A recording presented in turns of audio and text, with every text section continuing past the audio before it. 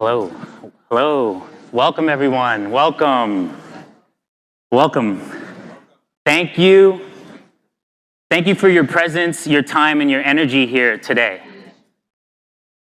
I'm Michael Tennant. I'm a father. I'm a son. I'm a brother. I'm a husband. I'm an uncle. I'm also the founder and CEO of Curiosity Lab, a purpose-driven venture studio and consultancy. I'm a brand strategist, a keynote speaker, and a first-time author. Prior to starting my company, Curiosity Lab, I led strategy and marketing for companies like Procter & Gamble, Coca-Cola, and Google. My mission today is to make practicing empathy mainstream.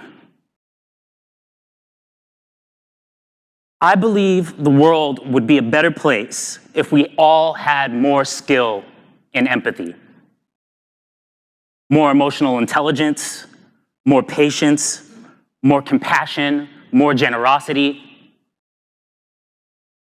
I believe that if we can train 1 million empathy experts, then we can generate serious momentum around proliferating empathy expertise around the world. I wrote the book, The Power of Empathy, and I've created other products to help you become an empathy expert. Want to try one? I'm the creator of Actually Curious. It's a conversation game that gamifies trust building and learning how to have difficult conversations. There are 5 editions that create a system of questions that allow you to meet people where they're at and go deeper when the group is ready. Actually Curious has been featured by Beyonce, the New York Times, and so many more. I'm the creator of the 5 phases of empathy model, which was created to make practicing empathy easy, accessible, and even fun. I've had the privilege of teaching this model at places like NASA, Johns Hopkins, Stanford, Viacom, and even Bumble right here in Austin. And I'm even getting to do a lecture next week for the State Department.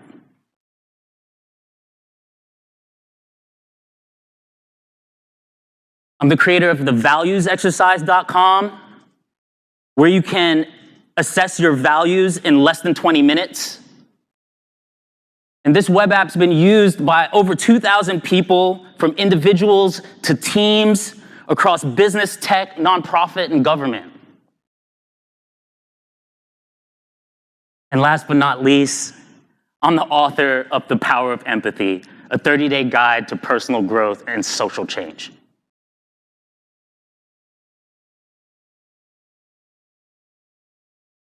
Now that you know a bit about me, let's do a bit of a community icebreaker. You won't need to get up. You can do this right from your chairs. How's that sound? All right, good. Let's warm it up. So we're going to do this just by a show of hands, all right? Raise your hand if this is your first time at South by Southwest. Look around. All right, a lot of first-timers. Way to go, y'all. All right. Raise your hand if you're visiting from outside of the country. I love that. A lot of international visitors here. Round of applause to you all. That means the power of empathy is going global today.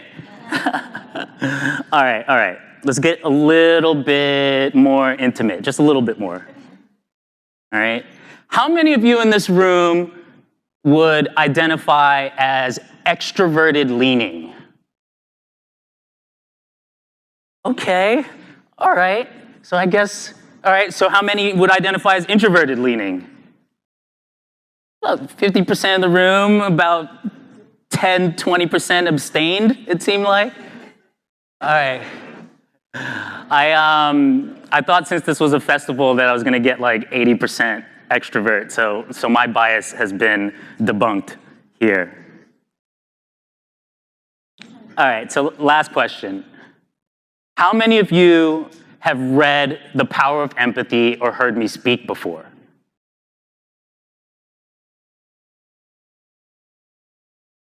All right. I figured this might be a little awkward. But the good news is we get to change that for 100% of you today.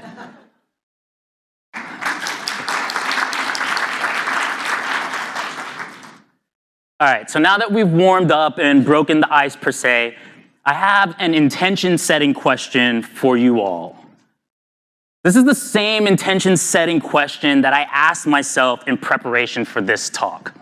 All right, so we're gonna connect right away. One habit that you'll likely develop after reading The Power of Empathy is a habit around checking in and setting intentions. How many people already have that habit? All right, so once you read this book, you have to read the book, and then you're gonna have that habit right away. This one is a gift that you get to give yourself. A lot of people think about practicing empathy and the power of empathy, and you're thinking outward. We're gonna start right away by letting you know this is a gift you get to give yourself, which is now a habit around checking in with yourself and setting intentions for how you want that day to go. So our intention setting question is, and I'm not sure if there's a slide for it, there is. What will you unlock using the power of empathy? Yeah, feel into that question. What will you unlock using the power of empathy? My purpose today is to show you how to use my book, The Power of Empathy, to unlock any challenge, literally any challenge, internally or externally. You're going to be better at unlocking it by using the power of empathy.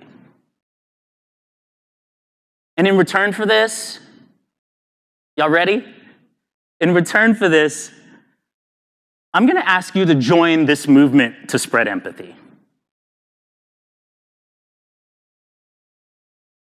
Notice I said this movement.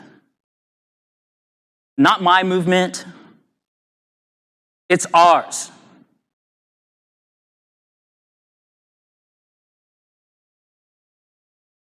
I want your support in making practicing and strengthening empathy mainstream. Just like you can see a clear picture in your head when you hear the words mindfulness or yoga, I want your help making sure that when people hear practicing empathy, that picture is crystal clear.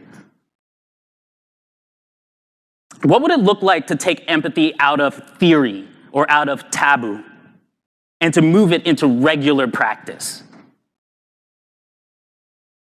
A place where perhaps you could be conservative and still be attractive to those with liberal values, and vice versa, where you could be liberal and still be able to have a connection with someone with conservative values.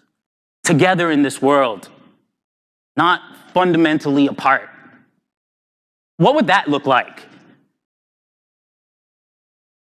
Abundant, right?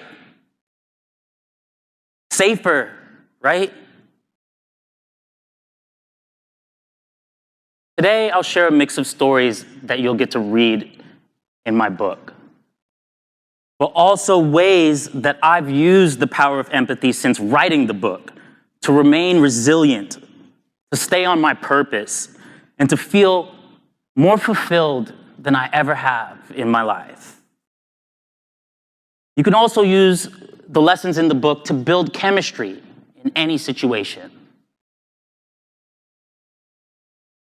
But before I dive into how it works, let's talk a bit about why empathy is necessary on a macro scale. Let's talk about why empathy. And I'd say trigger warning here, but the truth is everything I'm going to share with you is our reality. So you'll either head nod with these proof points that I'm giving, or hopefully you'll feel awakened that you've been exposed or reminded of what I'm going to reveal. Why empathy? I'd imagine some of you, since you've selected to come to this talk, you're thinking, why not empathy, right? But even I needed to be reminded. So for those who need that reminder as well, here we go. Let's review some data. Why empathy? Let's start at burnout. The World Health Organization classifies employee burnout as a syndrome conceptualized as resulting from chronic workplace stress that has not been successfully managed. That part, successfully managed. The WHO lists 3 main symptoms. 1, feelings of energy depletion or exhaustion. 2, increased mental distance from one's job or feeling negative towards one's career. And 3, reduced professional productivity. Now, how many of you in this room have felt any of those symptoms in the last couple years? Okay, yeah, I thought it would be a decent amount of people in this room. Well, you're not alone. Of the 10,000 people, full-time desk workers who were polled in 6 countries, including the United States and the UK, over 40% said that they were burned out. So that was almost on par with what we saw in this room.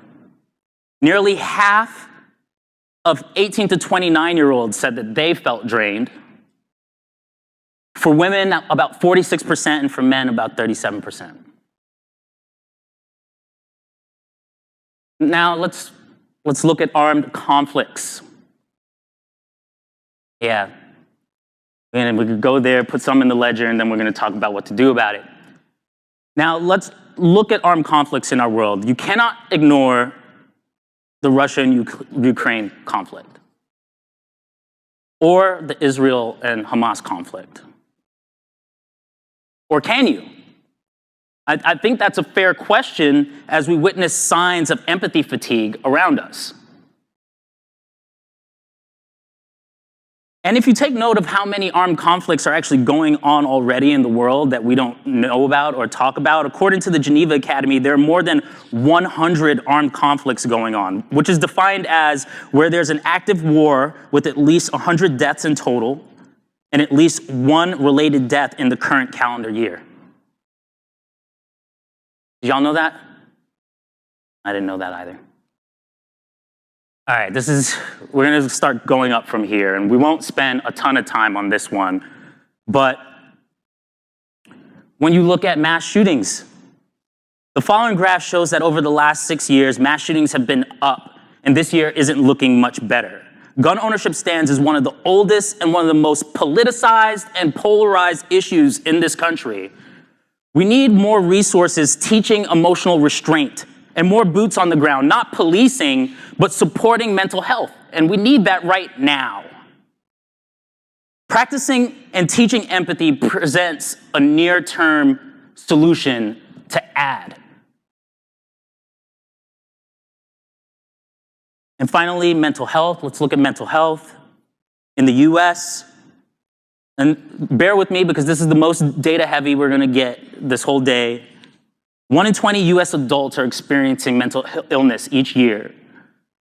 1 in 20 adults experience serious mental illness each year. 1 in 6 youths, young people, the youth, age 6 to 17 are experiencing a mental health disorder each year. And to highlight how important it is for us to find solutions and to disperse them as early as possible, as fast as possible, 50% of all lifetime mental health illness begins by the age of 14 and 75% by the age of 24. I didn't get appropriate tools to help my mental well-being until I was in my 30s. And a last data point that hit particularly close to me, because I started this movement to spread empathy with the mission of helping young Black and brown boys and girls elevate the priority of their mental and emotional well-being. Black children ages 5 to 12 are twice as likely to die by suicide as their white peers. And Black teen suicide is growing at a shocking rate.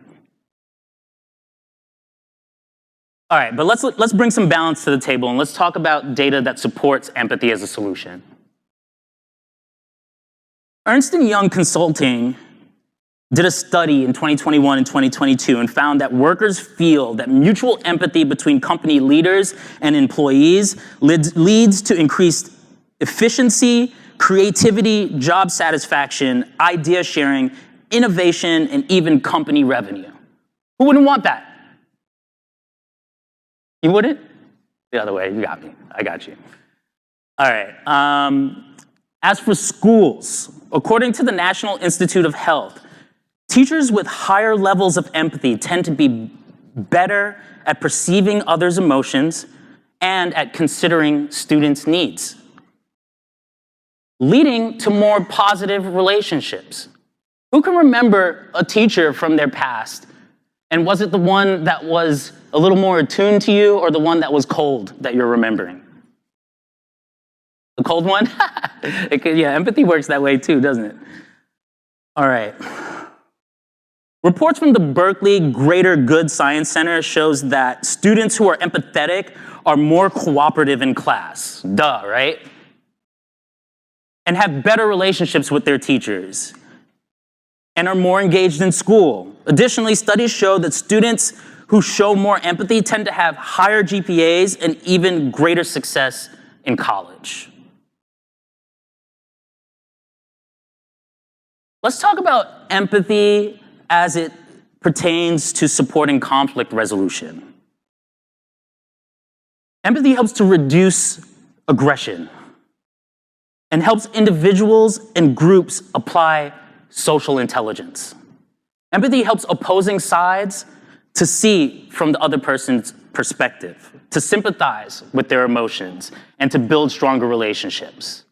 Most importantly, it can help the person to avoid the assumptions, the judgments, and the biases that can escalate and prolong a conflict. Finally, let's look at some evidence supporting empathy for individual well-being and performance. According to the National Library of Medicine, in a study of medical residents, evidence was found that while residents' distress and its potential negative effect on patient care has been well documented, little is known actually about how resident well-being or its potential to enhance patient care. So essentially, it's anecdotal right now that medical residents with high personal well-being are more attentive to their patients' experiences and may demonstrate enhanced empathy, but there needs to be more studies around this work. Quite frankly, there needs to be more studies in every sector in order to validate and support the funding of practicing empathy.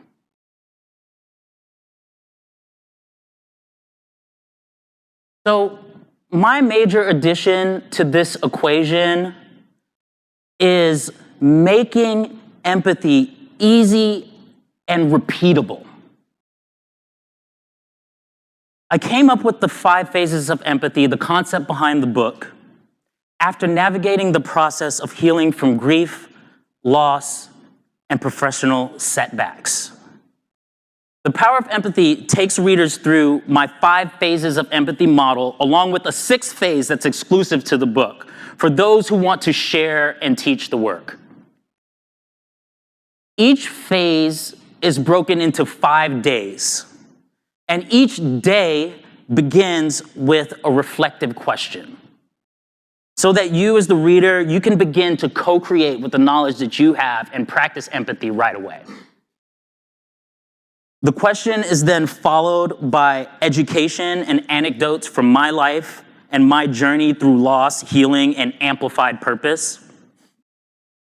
And each day closes with an exercise that helps you put what you learned into practice right away. So it's an activity book.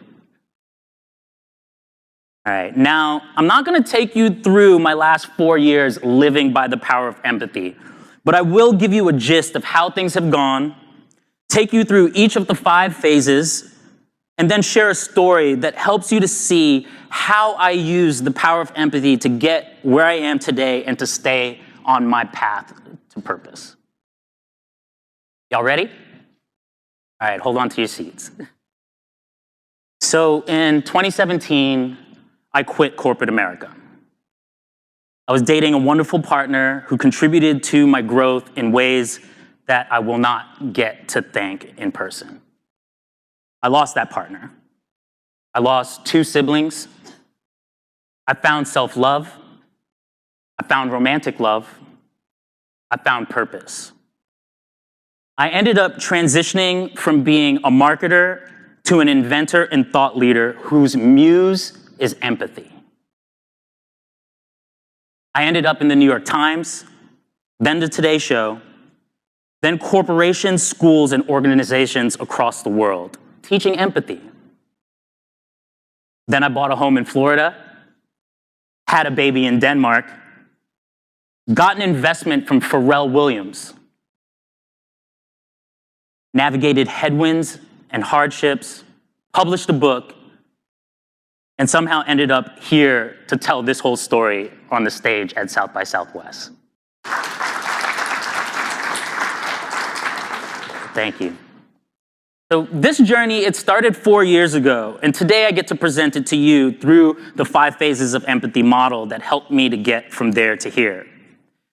So phase 1, the language of feelings, gives readers a shared lexicon in empathy. And it helps you to practice one of the 3 types of empathy, somatic empathy, which is the science that we actually feel our emotions as sensations in our bodies before we can make an intellectual connection to which of those emotions we're feeling. And before we typically can make that connection, our limbic system reacts. By learning to notice, label, and be with our emotions, we have more control around what we choose to do with what we feel. We have that control. So the first time I came to South by Southwest, I was invited to join a panel with Dr. Laurie Santos, a luminary in mental health. My wife and I were navigating pregnancy with our daughter, Naya. We just placed a down payment on a home in Miami, only to learn that the insurance pushed us over our debt-to-income limit and that we would lose some or all of the deposit that we put down on the home. I was a ball of nerves in my Airbnb. My wife was sick, and I was fighting getting sick. I was channeling everything I had to notice and be with the fear, shame, and sadness of FOMO. How many people felt a little bit of FOMO here at South by? All right. While I was also being mindful about my introverted leanings and my past struggles with social anxiety and substances like alcohol. Despite all the mental burden and reservations, which I identified as physical fatigue and abdominal and chest tightness, I noticed and gently let go of those emotions. We decided to go to the Inc. founder's house on a tip from my publicist. While there, I went to the bar for a soda water and lime, and I clumsily bumped into someone. It was the CEO of Pharrell Williams' nonprofit, Black Ambition. I kind of awkwardly introduced myself. Hey, I'm Michael Tennant. I'm spreading empathy. I had a conversation with her and her husband. She told me that the deadline for that competition was that weekend. Y'all, I didn't go to any other events. I went back, I listened to the fear and reservations that were in my system, and I completed that application. 3 months later, I was accepted into the running for the Pharrell Williams Black Ambition Prize. And 6 months after, I was among 30 companies out of 2,000 to win an investment from Pharrell. When I released my book in October, Felicia's partner, Derek, moderated my first fireside chat. While I do at times still feel fear when approaching social settings and speaking engagements, this was one of the first times that I gently noticed and moved through that fear. I connected to my values and ended up right where I should be, exactly on time, and exceeded my own narratives about what was possible. All right, so now that you know that your body tells you signals about your areas of resistance and your areas of growth, I want to ask you all again, what will you unlock using the power of empathy? And this time I actually want to hear a few ideas in the room. You can shout out the first thing that comes to mind. What was that? Connection. Wonderful. Trust, compassion. Different perspectives. Reflection. Wonderful. Well, if you're still working on it, you're still trying to figure it out, phase 2 is going to help. So phase 2, the importance of intention, gives readers a sense of their values as a tool to help them translate their emotions. You can use your values to help translate your inner voice or translate those sensations that you notice. I mentioned earlier that loss led me here, but let me explain more. On April of 2019, my former romantic partner and business partner and I ended a 3-year partnership. I was crippled with shame that I'd failed at love and at business. I retreated from entrepreneurship and took a job leading marketing for a public health nonprofit as their CMO, Chief Marketing Officer. I was charged with reorganizing the marketing team, which spanned 3 cities and 2 coasts. This reorg required laying people off for the first time, including a young Black man who was on the bubble and who I saw myself in. After orchestrating that layoff, closing our Atlanta office, and visiting California to restore confidence with the remaining team, I returned home to learn that my best friend had moved without letting me know. And just a week later, my closest family member, my brother Chris, died.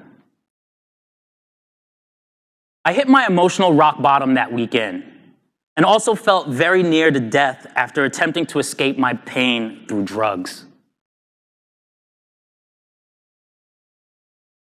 Over the 3-week bereavement leave, I began diving dogmatically, committing to a routine of practicing empathy, mindfulness, journaling using my values, working through my emotions with writing, creating, and movement to transmute or manage and redirect the anger, sadness, and fear that I was feeling. I stepped into a new role of leadership in my own life and in my family. I made lots of mistakes, but I met them with a low ego. I would say things like, "I'm wrong for making you feel unsafe. Let's try again when you're ready." 3 months after Chris died, sadly, my other older brother, Darren, also passed away. I went into what I call a productive trauma response. I sensed that my employer was not very empathetic to the situation in my life. My spidey sense was up.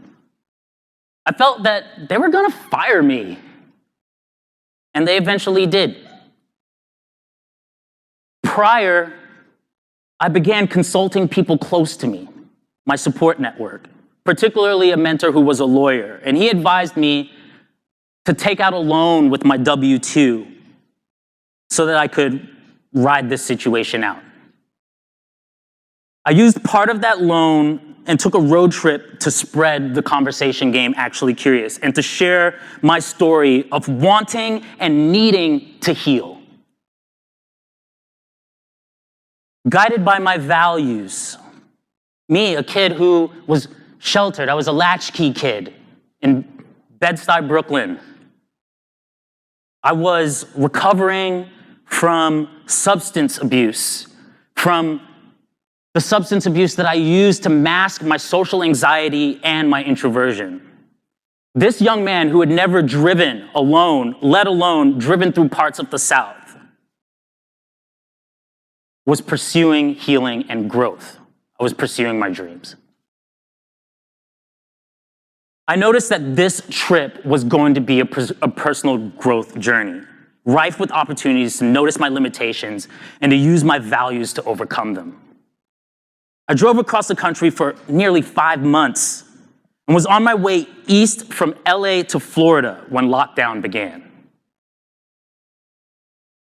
I knew New York was not going to be safe and that I could continue to generate some revenue from my apartment by renting it out.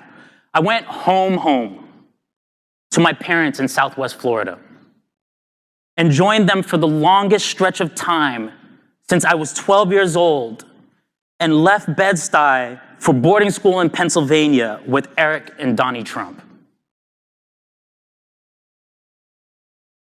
In my parents' home, I confronted new fears, a lack of boundaries, volatile and confrontational communication, shame for having lost my job and having committed to this purpose mission of spreading empathy.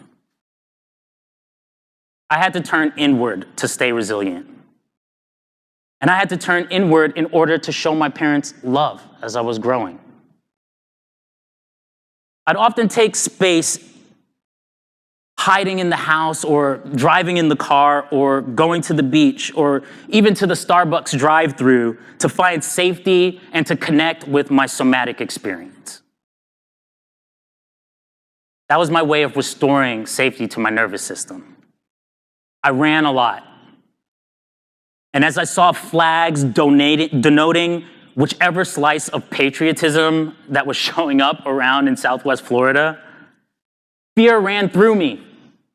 And on the night that I learned of the death of Ahmaud Arbery, who was gunned down in Georgia, I sobbed. I sobbed for him.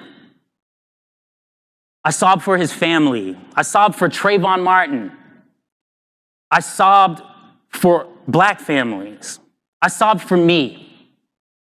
I sobbed for us.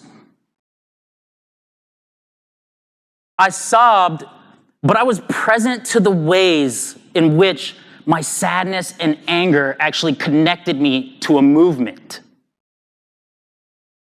and how it connected to my original mission of making sure that young Black boys and girls could prioritize their emotional well-being. I journaled through my values, and one day I was actually in a Starbucks drive-thru, and I was talking to my girlfriend who was in Denmark. She's now my wife. When my gaze met upon a "God bless our president" sticker. I started to feel shock in my body. And when I connected that the sticker on a minivan was reacting in my system with the same level of shock as seeing flags or a cop car or even having my charging parents coming towards me, I began to sob then too. I thought, where can I feel safe?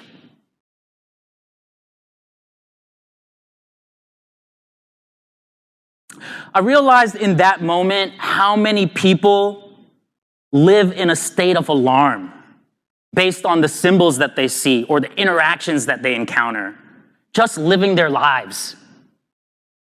But also I became aware how many people don't have the tools to notice, label, and be with those emotions. I wrote about that experience of noticing, labeling, and being with my somatic experience. And the next day, I woke up to the news of the death of George Floyd. And that article that I wrote started to go viral. And a few weeks later, the conversation game was featured by Beyonce. And it generated a small influx of capital. I checked in with my values, and I thought back to people who understood what we were doing.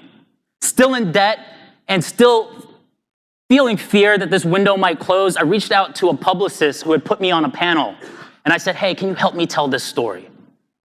A couple months later, I was featured in the New York Times.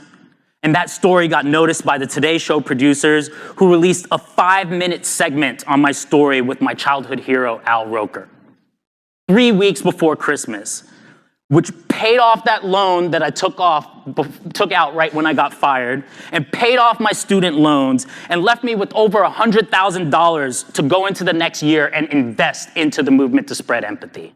Thank you. So the reason I share this is all of this happened not because of some methodical plan, but it happened through a process of listening to my emotions on a daily basis, turning to my values and my purpose, and then deciding what to do. And that's the power of meeting strong emotions with intention. So let's move on to phase 3, channeling purpose, which teaches us about our power of choice, particularly when it comes to where we place our time and our attention.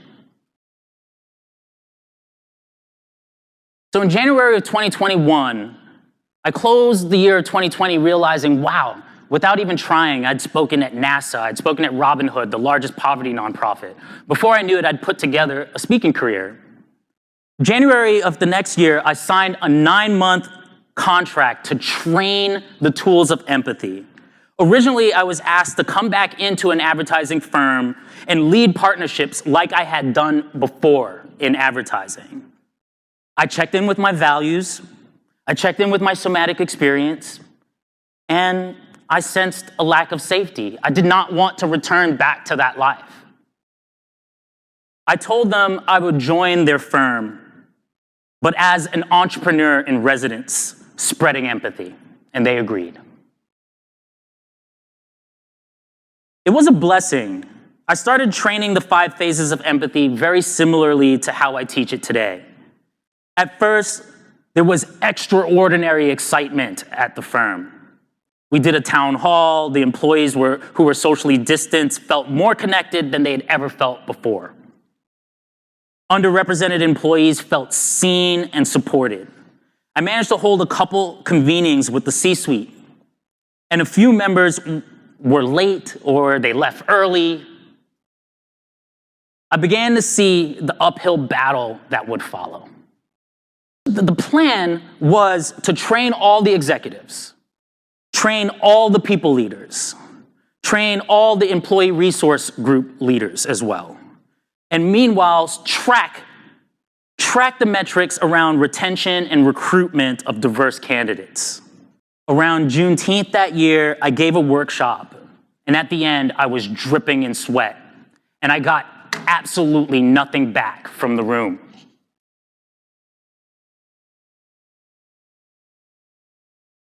I decided that day, after revisiting my values, to see whether this place, this investment was still working for me. Was it giving me energy or was it taking away? The stonewalling, or more gently put, the lack of agency towards this work.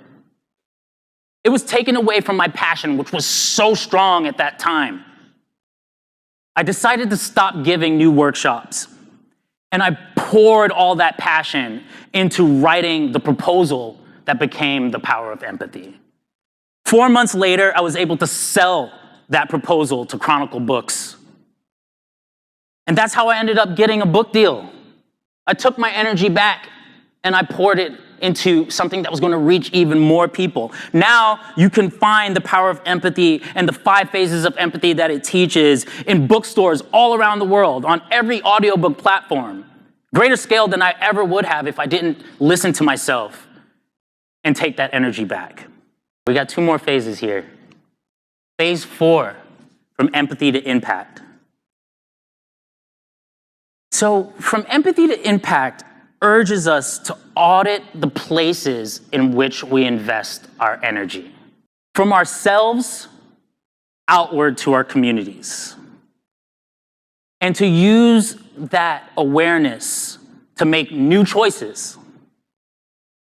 Now, I can't emphasize from ourselves out to our community enough, because so much of our happiness and our ability to pour into our purpose are the narratives that are inside of us, right?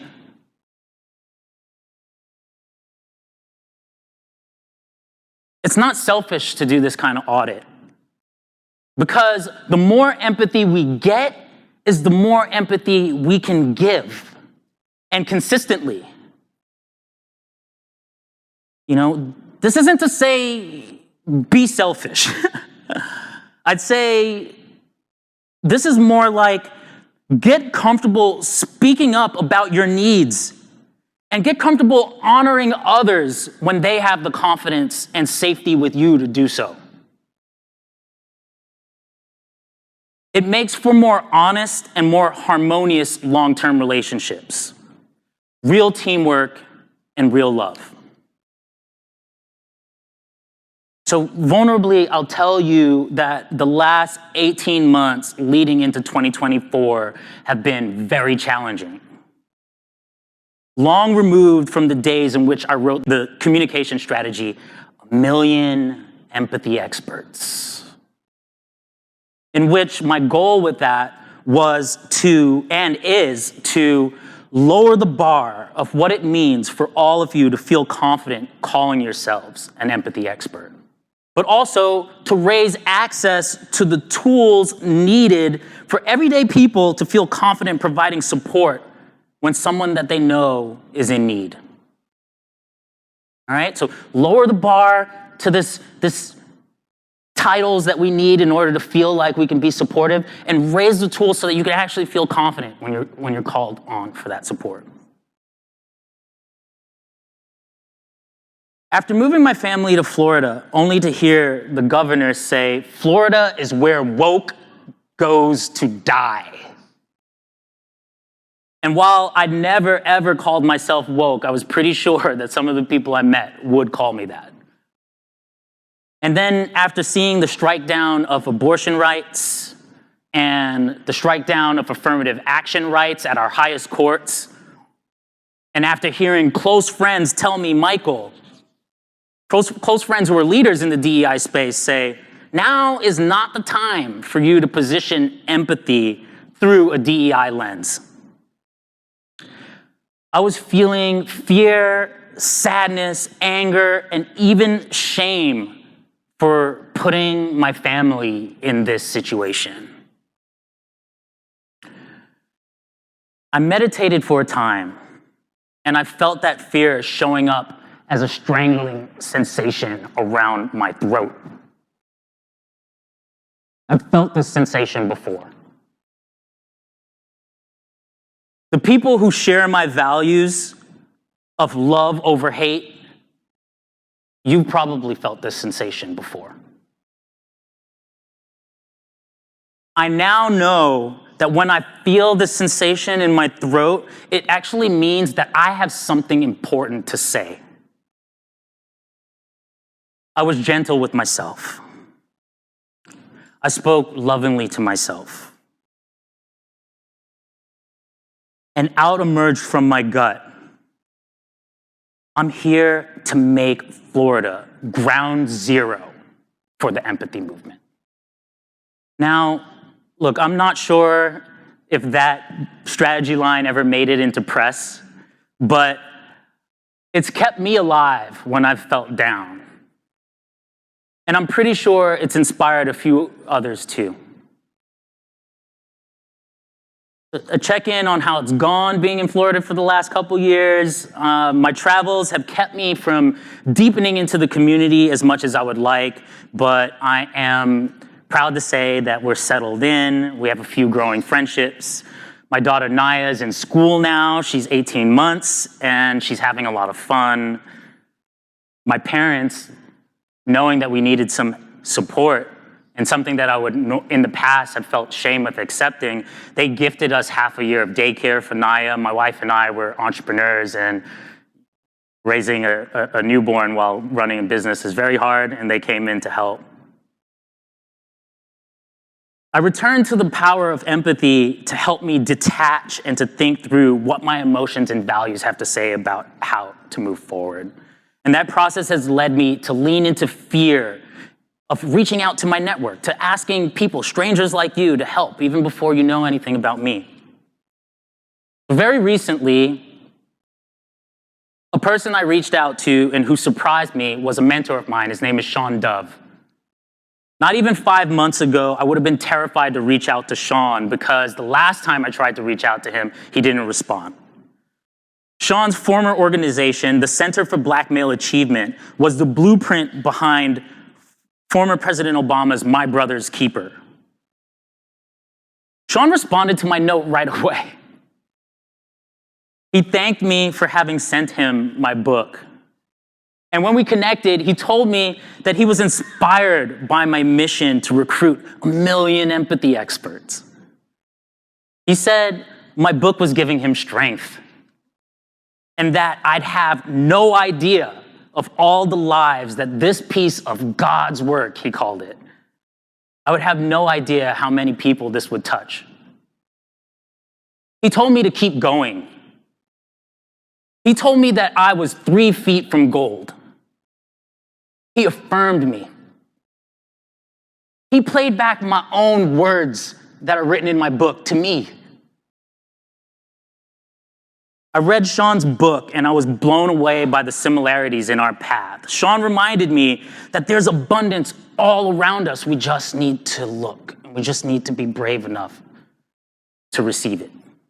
Having a healthy and loving relationship with myself has allowed me to lean forward into the risk of asking for help and to be prepared to lovingly receive a no when it comes. And now that I have those skills, I can turn it outward and I can immerse myself in the circles and communities that love me back. I've moved my own narrative from these thoughts that held me back, from reaching out to Sean and to others, to now I have the words to share with the world that come back and support me when I need it. What an amazing cycle that is. That's the power of empathy. That's what happens when you give that generosity. Are you ready to move from empathy to impact 2? All right, let's go. Phase 5. This is the last one we're going to go through and in depth. Phase 5 is living with abundance. And it examines how fear and scarcity lead to so many of our divides. I'm guilty of this. And I look for evidence of scarcity in my life every day so that I can grow through it. You know, the thing about life is that there's always room for growth. I wanted to share with you my present purpose statement. And when you read the book, by phase 2, you'll have a purpose statement too. My present purpose statement is, I grow through trusting my intuition and vision and committing to service and love. The values included in that purpose statement are growth, intuition, vision, service, and love. A few of those are core, and they help me stay anchored when times are tough. And even though I wrote this particular purpose statement over a year ago, I still find returning to service and love to be a stretch. While I was enjoying South by Southwest, I entered this festival with a quiet confidence. That confidence was not really consistent with how I usually feel when I show up at big events. I usually have a lot more nerves than that. But it also was not consistent with my last couple speaking engagements. I've noticed that I've showed up and I just haven't felt the same way. And I've had to almost like look at myself and say, is that an old narrative? Have I moved through it?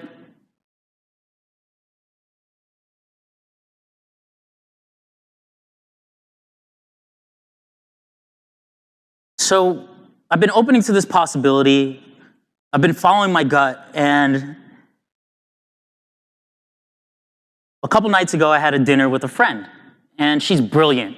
She's brilliant, a gentle soul. She's also a prize winner for the Pharrell Williams Black Ambition Prize. She was letting me know about a speaking engagement that she had that weekend and how much she had prepared and how nervous she was because she was given some feedback the other day that she came across soft, weak. I immediately jumped to allay her fears, and I assured her that her preparation would be enough and that her brilliance would shine through. Later that night, as I was making plans and filling up my calendar with all these things to do for South by Southwest, I realized that perhaps I was being a bit too blasé about this moment.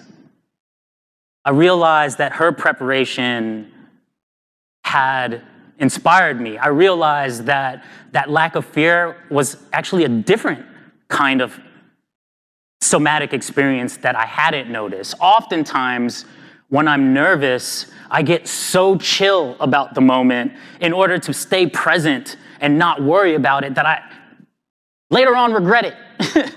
When I'm getting ready to get on stage and I realize I haven't prepped enough, then all of a sudden that fear came in. So when I got a chance to kind of reflect on the feedback that I'd given, I'd realize that no, that wasn't actually calm confidence. That was my system hijacking how much I needed to prepare.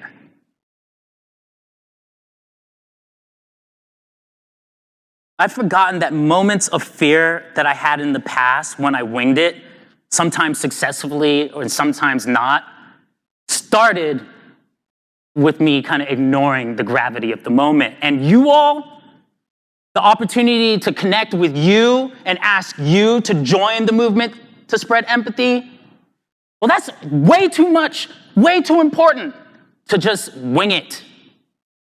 I spent the rest of the weekend preparing to spend this time with you.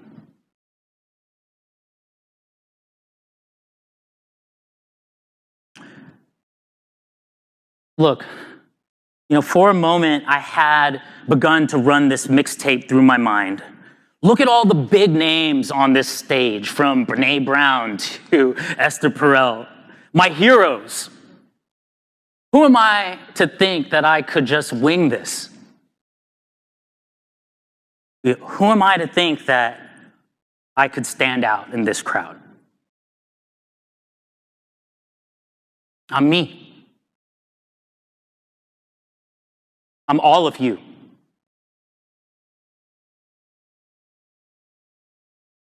And today, I'm ready to give and receive abundance. All right, y'all. So finally, phase 6, sharing our gifts. It provides support to those who want to teach the 5 phases of empathy. And I hope that many of you will. I hope you'll begin your journey from empathy to sharing your gifts today. But I'd be remiss if I didn't explicitly ask for your help, my army of support. Would you like to know how you could help? Thank you. So, how many of you are empathy curious? Meaning, you're a curious book reader who wants to use empathy in your own life. Raise your hand. All right, so what you can do is buy my book. Learn how to use the tools. Because the money that you spend gets reinvested into this movement to spread empathy. All right. Raise your hand if you would consider yourself an empathy validator, a research partner, or an accrediting agency who can work with us to measure our empathy interventions. Yes, we have a couple. I wrote 2% as my, does it feel like 2%? 2% was my estimate. All right, come see me afterwards. All right, and finally, how many of you, raise your hands if you consider yourself an empathy amplifier, a decision maker in a group or organization, a brand, an investor, or philanthropy that can implement or fund the spread of practicing empathy? Wonderful. Well, your job is to bring this work to your communities and to keep doing the work yourself and to find the areas in your life where we can move from scarcity to abundance. Now, I want you to all give yourselves a round of applause for showing up today. You just received a playbook for how you can amplify the movement to spread empathy. All right, so at the beginning of this, I told you that I would use my story to show you how to use the power of empathy to unlock challenges big and small. How have I done? We went macro. We'll go there in a second. We went macro, but I wanted to close this out on a micro scale. One of the things that I personally have been working to unlock is the confidence to lead a group in a meditation. And I reached out to my men's group last week and I shared that with them, and they said, well, look, all you had to do is write the meditation and read it out loud. So I'm going to take that advice, and I wrote this meditation 2 nights ago, actually as I was coming out of a meditation. And it was really beautiful because I felt the presence of my brothers. I felt the presence of ancestors I hadn't met. And I even felt the presence of your ancestors who gave me this meditation to share with you all. So join me in this closing meditation. I want you to bring your attention to your breathing. We're going to take 3 breaths in and out. And while you inhale, I want you to breathe in awareness from your head to your toe. And with each exhale, I want you to thank awareness and release stress and judgment. Okay? Now let's begin. Take a deep breath. Breathe in awareness, head to toe. Exhale, thank awareness, and release stress and judgment. Breathe in, awareness, head to toe. Exhale, thank awareness, release stress and judgment. Breathe in, awareness, head to toe. And exhale, thank awareness, release stress and judgment.